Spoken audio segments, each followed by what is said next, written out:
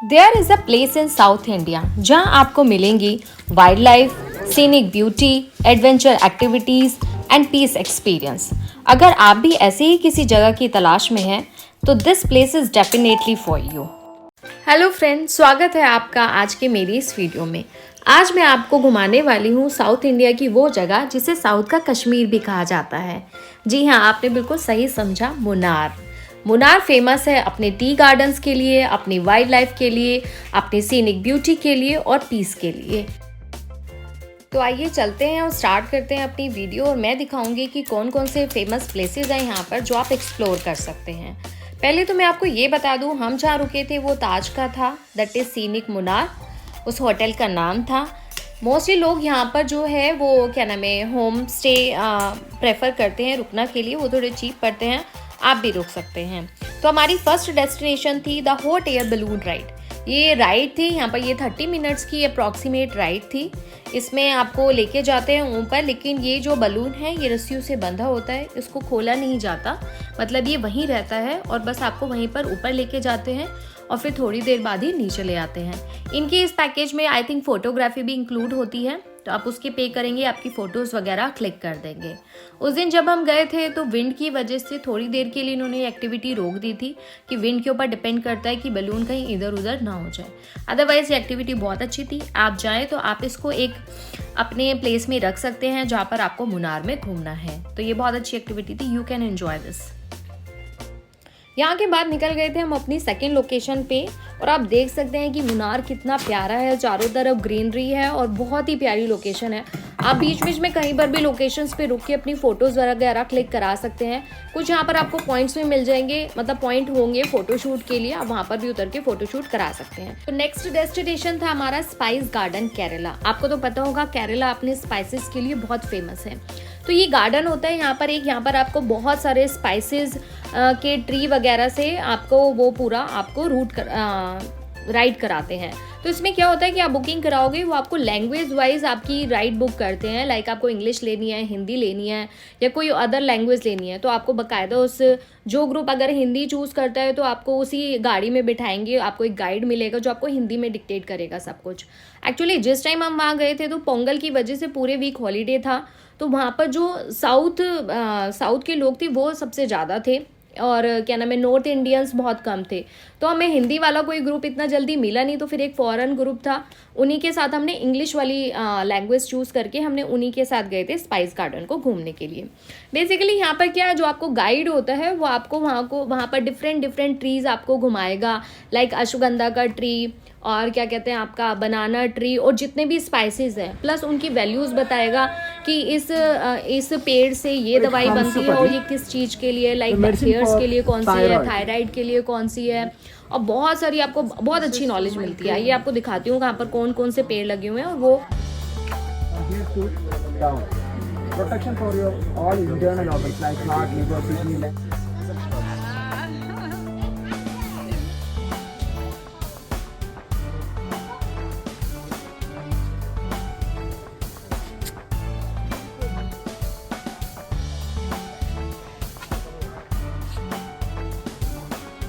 This is the most famous medicine in Kerala, Ayurveda, for hair. Hair fall, dandruff, premature grey, hair loss, split ends. For I think this is also one time.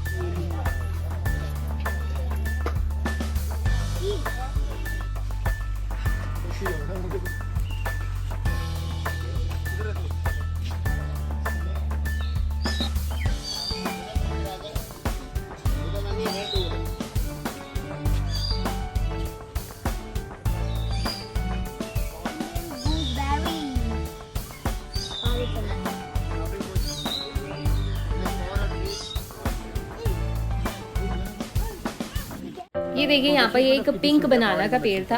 This is not eatable बनाना, इसके लिए इसकी कोई medicine वगैरह में ये use होता है, ये ईटेबल नहीं है। और ये पिंक कलर का बनाना है, मैंने अपनी लाइफ में फर्स्ट टाइम ही देखा था। इसके बाद ये अपनी राइड कंप्लीट कर देते हैं और आप यहाँ से जब इनके फार्म से बाहर एग्जिट करेंगे तो इनका बहुत बड़ा ये शॉप होगा।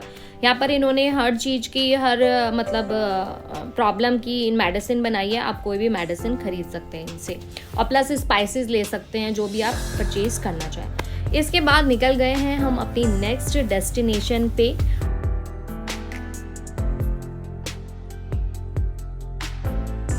तो जो नेक्स्ट प्लेस है वो है आपका जिप लाइन, और ये बहुत ही अमेजिंग सी जिप लाइन है। हमने करा था, मैंने और मेरे बेटे ने दोनों ने एंजॉय किया था। और प्लस यहाँ पर आपको ना ड्रोन शूट भी अवेलेबल हो जाता है। 400 रुपीज़ वो आपके इसके एक्स्ट्रा चार्ज करते हैं। तो जब भी आप जिप लाइन के लिए जाएंगे तो वो आपको अपनी ड्रोन फैसिलिटी दे देंगे और उससे आपकी पूरा प्रॉपर फोटोशूट हो जाएगा। एक चीज़ मैं और आपको बता दूं, यहाँ पर टी गार्डन के ऊपर भी जिप लाइन होती है, लेकिन उसके लिए आपको पहले से बुकिंग करानी पड़ती है। लाइक 1 डे बिफोर आपको बुकिंग करानी पड़ेगी, तभी वो अवेलेबल होगी। अदरवाइज आप इंस्टेंट जाएंगे तो आपको वो जिप लाइन की फैसिलिटी नहीं मिलेगी, आप जिप लाइन नहीं कर पाएंगे। वो आई थिंक ज़्यादा अच्छी होती होगी, उसमें टी गार्डन के ऊपर आपको जिप लाइन कराई जाती है। ये नॉर्मल जिप लाइन थी पर ये भी अच्छी थी। तो आइए दिखाती हूँ आपको, जो इन्होंने मेरा ड्रोन शूट किया था, उसके बाद फिर मेरा बेटा गया था, उसका भी हमने ड्रोन शूट लिया था। आइए चलिए चलते हैं।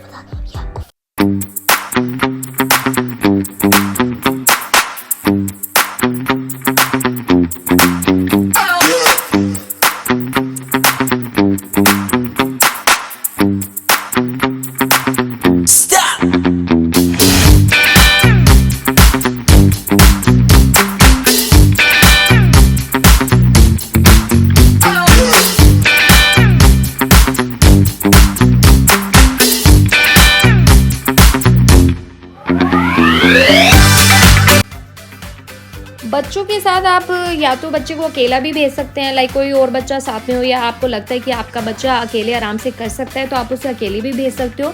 अदरवाइज ये ट्रेनर फैसिलिटी भी देते हैं कि आप ये अपनी एक ट्रेनर आपके बच्चे के साथ भेज देंगे, ये उसकी गोद में बैठ के आराम से बच्चा चला जाएगा। तो हम फर्स्ट टाइम अपने बेटे को करा रहे थे तो इसीलिए हमने ट्रेनर प्रेफर किया था। तो ये देखिए, ट्रेनर बच्चे को साथ में लेके जाती है और फिर जो अपोजिट साइड से बच्चा, फिर पहले एक रूट पे जाएगा बच्चा, फिर दूसरी साइड से वापस आएगा, तो ट्रेनर अपने साथ इसको लेकर आती है। तो मुझे थोड़ा डर था, इसलिए मैंने ट्रेनर के साथ अपने बेटे को भेजा था। अदरवाइज आप बच्चों को अकेले अकेले भी भेज सकते हैं। अगर आपका बच्चा मतलब 6, 7, 8 ईयर का है तो बच्चे अकेले भी जा रहे थे आराम से।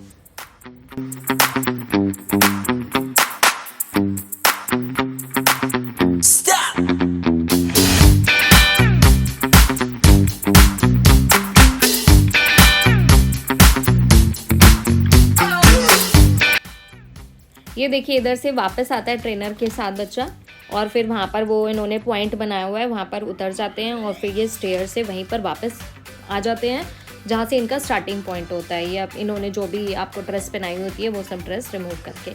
तो ये वीडियो मैं बना रही थी। जो ड्रोन की फैसिलिटी होती है वो सिर्फ जाने जाने तक होती है, जब आप उधर जाएंगे तो वो उतना ही शूट करता है और प्लस 2-3 आपकी फ़ोटोज़ भी क्लिक करता है।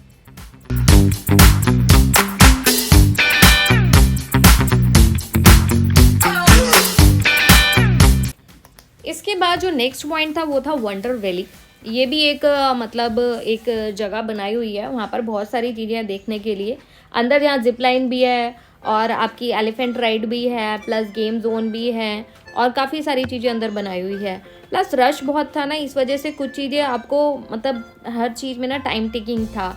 तो इसलिए अगर आप जा रहे हैं कहीं पर भी तो आप थोड़ा वो देख कर जाएँ कि अगर वीकेंड पे जाएंगे तो अल्टीमेटली आपको रश मिलेगा ही मिलेगा। प्लस वहाँ पर कोई हॉलीडे वीक तो नहीं चल रहा।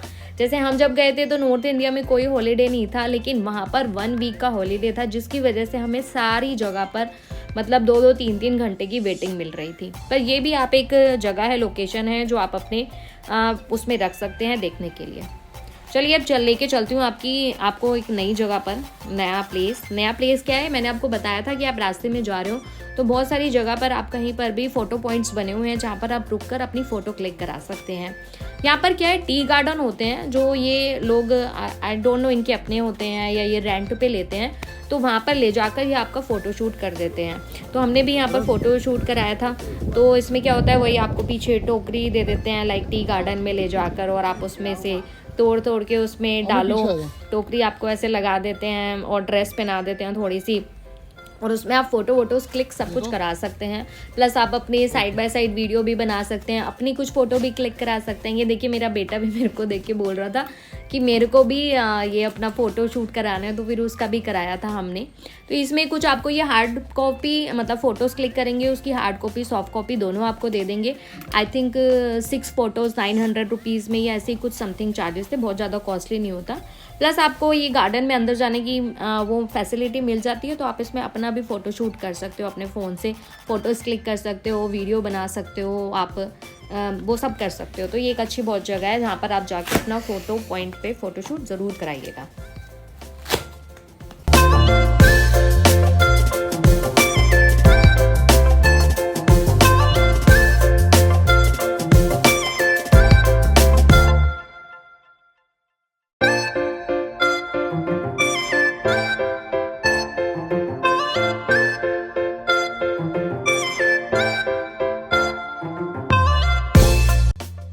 इसके बाद मेरे हस्बैंड उससे फ़ोटो कलेक्ट कर रहे थे, लाइक वो प्रिंट करके देते हैं आपको, प्लस सॉफ्ट कॉपी भी देते हैं, तो उसमें थोड़ा सा टाइम लगता है। मे बी आप वहाँ से जब वापस आएंगे तो आप तब भी कलेक्ट कर सकते हैं। तो इतने वो फ़ोटोज़ वगैरह कलेक्ट कर रहे थे, उनको पेमेंट कर रहे थे, इतने में कुछ अपनी फ़ोटो और वीडियोस बना रही थी फॉर इंस्टाग्राम के लिए। तो चलिए चलते हैं आगे अपनी नेक्स्ट लोकेशन के लिए। तो जाते जाते मैं आपको बता दूं कि यहाँ की जो टाइमिंग है ना, वो 6 o'clock पूरा जो मुनार का जितने भी जगह है वो सब ऑलमोस्ट क्लोज हो जाते हैं। प्लस इवनिंग में यहाँ पर बहुत ज़्यादा ठंड हो जाती है। तो अगर आप मुनार को अच्छी तरीके से घूमना चाहते हैं, मतलब 1 से 2 दिन में आप इसको फुल एक्सप्लोर करना चाहते हैं, वैसे तो मैं कहूँगी 1 दिन में ही आप इसको पूरा एक्सप्लोर कर सकते हैं, लेकिन उसके लिए बेस्ट है कि आप मॉर्निंग में जल्दी निकले। लाइक हम 11 o'clock निकले थे, तो जब एक तो रश बहुत था, जगह जगह पर आपको 2-2 3-3 घंटे की वेटिंग मिलती है, तो उस वजह से आप सारी चीज़ें एक दिन में अच्छे से एक्सप्लोर नहीं कर सकते। फिर आपको 1 दिन के लिए और या तो आप अपना प्लान एक्सटेंड कर सकते हैं। प्लस यहाँ पर आप रास्ते में जाएंगे तो आपको बहुत सारी सुंदर सुंदर जगह मिलेंगी जहाँ पर आप रुक के अपनी फ़ोटो क्लिक करा सकते हैं। लाइक हॉर्स राइड भी है, horse ride in the sense कि हॉर्स पे बिठाएंगे और आप उस पर आप अपनी फ़ोटो क्लिक करा सकते हैं। वो एक तो अच्छी लोकेशन पे आपको खड़ा करेंगे और वहाँ पर आपकी फ़ोटो क्लिक कर लेंगे।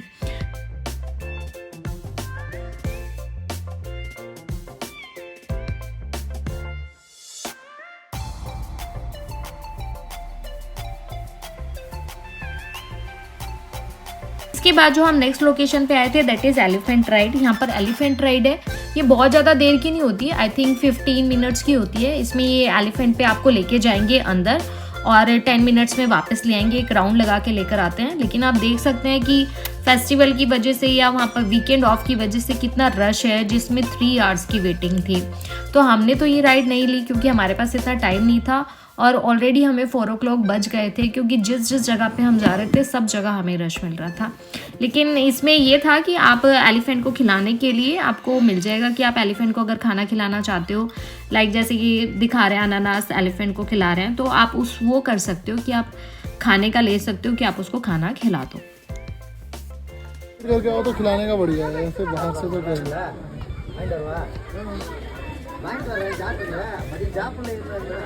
बाकी जगह बंद होने हाथी के साथ मजे लूंगा, पहले उसे दूंगा फिर उससे छीनूंगा, दूंगा छीनूंगा, दूंगा छीनूंगा, दूंगा छीनूंगा। इसके बाद निकल गए थे हम अपनी लेस्ट लोकेशन के लिए, जो कि था एक बोटिंग। देखिए मधुपटू बोटिंग, यहाँ पर ही आपका मधुपटू बोटिंग है, यहाँ पर आप बोटिंग कर सकते हैं। प्लस बहुत ही प्यारा सा लोकेशन है, बहुत ही प्यारा व्यू पॉइंट है, तो यहाँ पर आप जाके बोटिंग इंजॉय कर सकते हैं। हमने बोटिंग नहीं करी थी क्योंकि मैं ऑलरेडी बहुत सारी जगह बोटिंग कर चुकी थी और टाइम हमारे पास बहुत कम था बाकी लोकेशन को एक्सप्लोर करने का, तो आप ज़रूर कर सकते हैं। इसके बाद हमारी नेक्स्ट लोकेशन था that is tea factory visit. इसमें आप इसमें स्लॉट होते हैं, लाइक 4 o'clock का, 5 o'clock का, 30 मिनट्स के स्लॉट होते हैं। इसमें आपको पूरे टी गार्डन की विजिट कराएंगे। अंदर फोटोग्राफी वगैरह अलाउ नहीं है, पर ये अच्छा होता है कि आपको प्रॉपर पूरा दिखाते हैं कि कैसे कैसे होगा। यहाँ पर 2-3 तरीके के हैं टी गार्डन्स या टी फैक्ट्री व्यू। आप पहले से भी बुकिंग करा सकते हो और तभी जाकर भी टिकट्स खरीद सकते हैं। बट ये बात ज़रूर याद रखिएगा कि आप टाइम से ही होटल से निकलेगा, अदरवाइज़ आप सारी चीज़ें एक्सप्लोर नहीं कर पाएंगे, कुछ ना कुछ ज़रूर मिस हो जाएगा। इसके बाद हम चले गए थे अपनी नेक्स्ट लोकेशन के लिए। आप देख सकते हैं ये शाम का टाइम हो गया, प्लस यहाँ पर ठंड भी बढ़ जाती है, तो अगर आपके साथ बच्चे या आप लोग भी हैं तो आप एक ना एक जैकेट ज़रूर कैरी करें। इसके बाद था एक कुंडला डैम।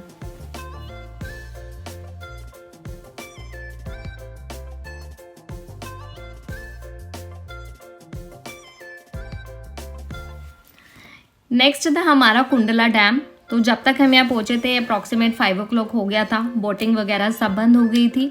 बस आप जाके वहाँ पर विज़िट कर सकते थे। तो हम भी वही कर रहे थे। तो इसीलिए मैं आपको बार बार अपनी वीडियो में बोल रही हूँ कि जो मैंने गलती करी थी प्लीज़ आप मत करिएगा। होटल से टाइम से निकलेगा, ताकि क्योंकि यहाँ 5-5:30 से सब कुछ बंद होना स्टार्ट हो जाता है। यहाँ कुछ नहीं होता, सब अपना सामान पैक करके दुकानें बंद करके सब ऑलमोस्ट चले जाते हैं। शाम का टाइम होता है, ठंड भी बढ़ जाती है, बोटिंग सब बंद हो जाती है। तो आप बस जो थोड़ी बहुत लोकेशन होती है रास्ते में जाते हुए, मतलब अंधेरा नहीं हुआ तो आप उन लोकेशन को एंजॉय करते हुए जा सकते हैं। ये आप देख सकते हैं पीछे बोटिंग सब बंद है, बोटिंग बंद कर दी उन्होंने, अब कोई बोटिंग नहीं हो रही। तो इसलिए मैं और मेरा बेटा ऐसे ही वहाँ पर जो झूले वगैरह लगे हुए थे वैसे ही इंजॉय कर रहे थे, क्योंकि और तो कुछ वहाँ पर एक्टिविटी करने का टाइम ही नहीं बचा था हमारे पास।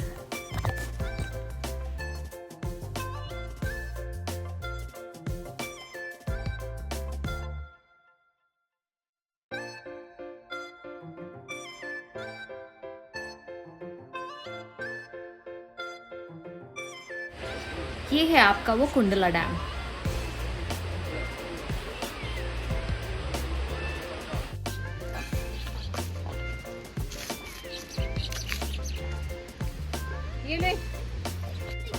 यहाँ पर मैं और मेरा बेटा थोड़ी मस्ती कर रहे थे, क्योंकि शाम का टाइम हो गया था।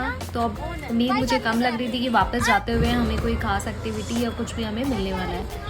लेकिन हमें किसी ने बताया था यहीं से आप थोड़ा सा आगे जाएंगे तो एलिफेंट व्यू पॉइंट है। एलिफेंट व्यू पॉइंट मतलब वहाँ पर एलिफेंट का झुंड होता है जो आपको नॉर्मली आकर मतलब दिख जाते हैं कि वो नदी में पानी वानी पीने आते हैं। लेकिन वो भी बंद हो गया था क्योंकि 5:30 का टाइम हो गया था। तो अब हम वापस जा रहे थे अपने होटल की तरफ, लेकिन होटल में वापस जाते हुए रास्ते में एक पॉइंट था जिसको भी आप विजिट करते हैं, दैट इज़ इको पॉइंट। ये है इको पॉइंट बोटिंग सेंटर। यहाँ पर आप बोटिंग वगैरह भी कर सकते हैं, लेकिन अभी क्योंकि शाम का टाइमिंग हो चुकी है, बोटिंग बंद हो चुकी है। इको पॉइंट है मतलब यहाँ पर आप खड़े होके चिल्लाएंगे, शाउट करेंगे तो आपकी आवाज़ गूंजेगी। तो बस लोग वहाँ पर खड़े होके आप वही कर रहे थे। प्लस वहाँ पर फोटोग्राफर भी अवेलेबल होते हैं, आप अपनी फ़ोटोज़ वगैरह भी क्लिक करा सकते हैं। तो ये भी एक पॉइंट है, ये भी एक प्लेस है मुनार में जिसे आप अपनी लिस्ट में रख सकते हैं घूमने के लिए।